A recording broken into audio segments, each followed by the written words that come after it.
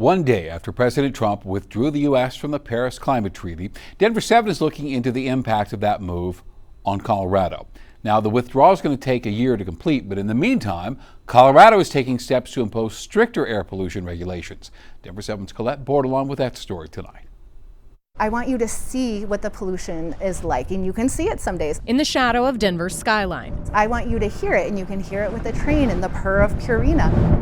With industry and highways surrounding these homes. I want you to smell it in the flaring of your nostrils, and some days you can taste it on your tongue. Is Globeville and Elyria Swansea. Our hardest sense to often tap into is our common sense. This is Harmony Cummings, who works in Elyria Swansea as director of the Greenhouse Connection Center. If this isn't where you would want to live, for your grandma to be, for your child to be, we need to change that. And just down the road. Everyone's been here so long that everyone just knows everyone. Is Carla Padilla, who grew up in Globeville and works with Birdseed Collective, in part helping to protect people from pollution. I worry daily for my community. If I can move my community out of this neighborhood, I would.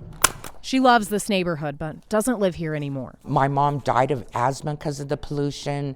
My daughter got cancer because of the contaminants. For years, people who live in these places have pointed to air pollution hurting their health. We really do have to consider the lived experience and the health impacts, and that's what we were really able to advocate for and elevate in this rulemaking. Cummings helped advocate for a new rule just adopted by the Colorado Air Quality Control Commission, which identifies 5 priority air toxics that are connected to cancer, birth defects, and other negative health impacts. They can be emitted in a number of ways, including from various manufacturing plants or fuel combustion. What these 5 air toxics do is really address health and the health of community members and what people breathe, and that gets left out of the conversation and a lot of the climate efforts. Next, the state health department will propose health-based standards and emission control strategies for each of the 5 contaminants. That's expected to happen later this year. The pollution is really bad, and again, what can we do?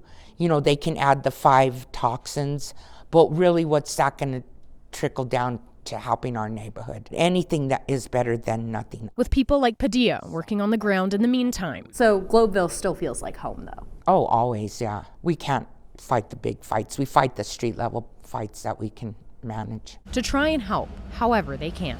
Colette Bordelon, Denver 7.